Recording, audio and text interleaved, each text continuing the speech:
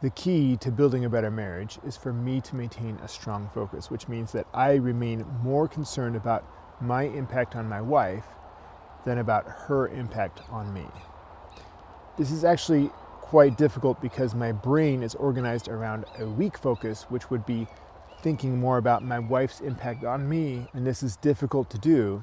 And this is difficult to do because my brain prefers to maintain a weak focus, which is thinking more about her impact on me than my impact on her.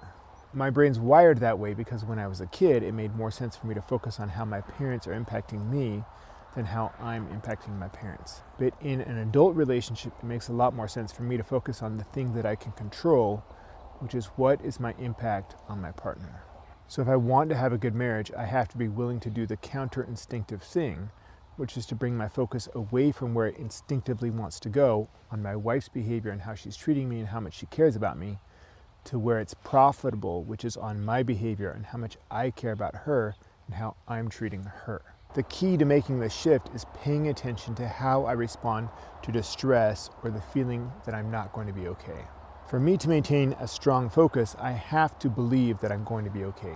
Because if I don't believe I'm going to be okay, I'm obviously going to be paying attention to whatever I think that this threat is in my life. So if I think that my wife is threatening to me in some way, I'm going to be directing my attention towards what is happening with this threatening person. I'm not going to be focusing on how can I be more loving, more kind, and more generous, because that's not the problem right now if I think that I'm not going to be okay. Sometimes I feel like I'm not going to be okay, but I actually am going to be okay. And so I have to do the work of figuring out what is real. Are my feelings accurately reflecting the danger I'm in, or are my feelings exaggerating how much threat, how much risk my wife presents to me?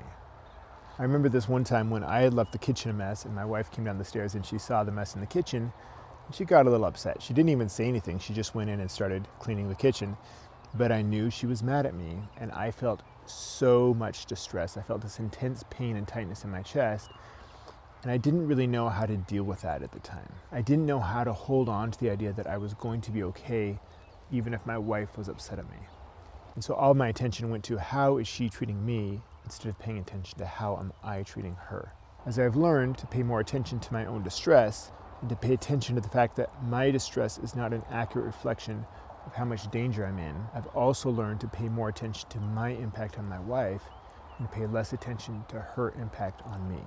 So I've learned to move from a weak focus to a strong focus, and that's made my marriage a lot better.